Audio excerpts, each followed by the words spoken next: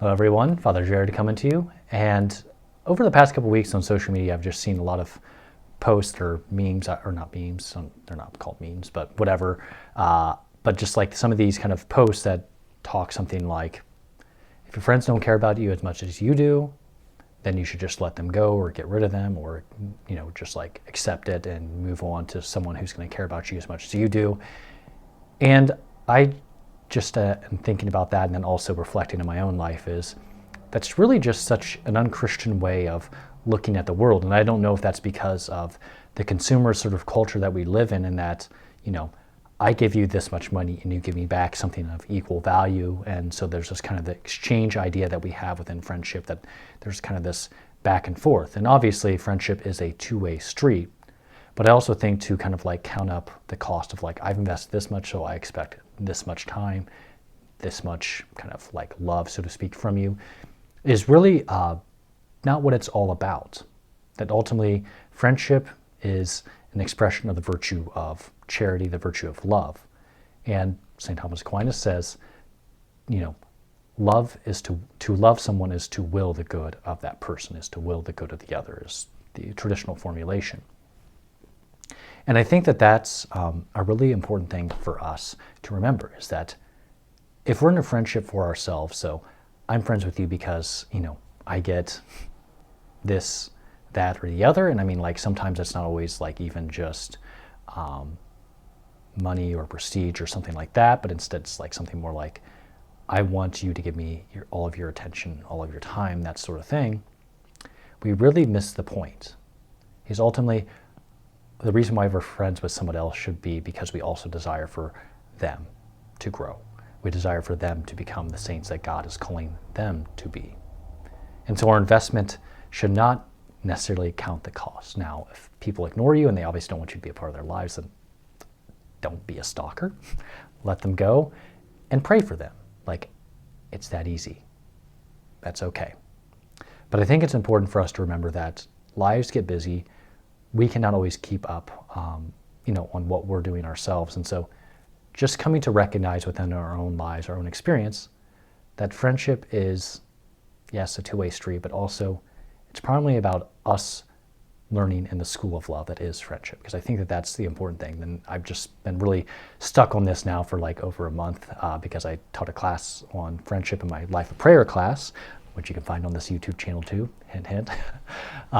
But really, that friendship, I think, is a primary mode of evangelization that we have to accept this day and age. It's something that St. Josemaria Escriva, as anybody who knows anything about me, I love St. Josemaria Escriva, is the primary mode of evangelization in his mind. That the apostolate in his mind of Opus Dei was friendship.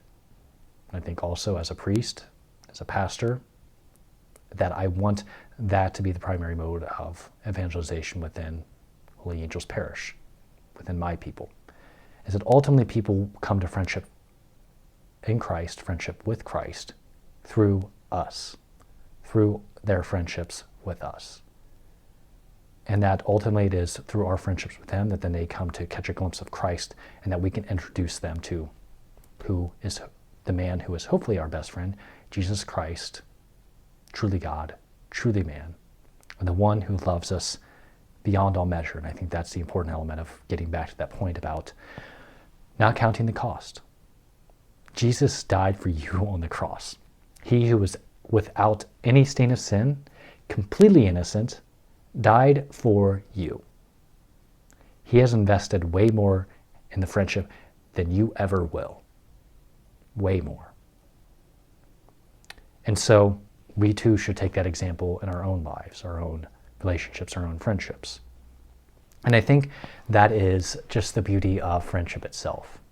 Because sometimes too, I've just always found this in my life, that sometimes my friends, and oftentimes actually because, I'm a weakling, my friends have to carry me, through difficult times in my life, things I'm going through.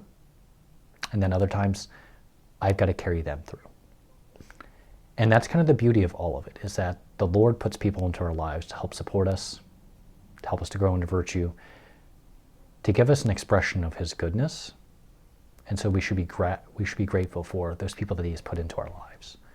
We should desire to, that friendship and loving others is in itself like something that can be pleasurable, that can be joyful, however you want to put that, but something that's in and of itself worth it. It's not because of what we necessarily get out of it, but just because we have the opportunity to do so, to love someone else, is worth the cost. We don't have to receive anything in return. We don't have to expect any of that. And that's the great beauty of it. And that's something that, again, I've been trying to grow in myself over the past, probably my entire life, but really over the past month is something that I've just been focusing on and within my own life. And thought I might share that with all of you just because, again, I want friendship to be at the core of what my people, those who experience just my ministry, I want just to encourage you to, those friendships that you have, those relationships you already have, to use those as opportunities to introduce other people to Christ, to deepen your own friendship with Christ, to help each of you to grow deeper in holiness, and to just ultimately come to experience the goodness of the Lord that He has. Whenever He tells us in Genesis that it's not good for man to be alone. It's not good for us to be alone. He wants us to have friendships. He wants us to have relationship with others. And so I just wanted to share those thoughts on it. It's kind of a meandering all over the place, but nonetheless, I hope that each and every one of you have a blessed Thursday, and know if I continue your prayers, and God bless you.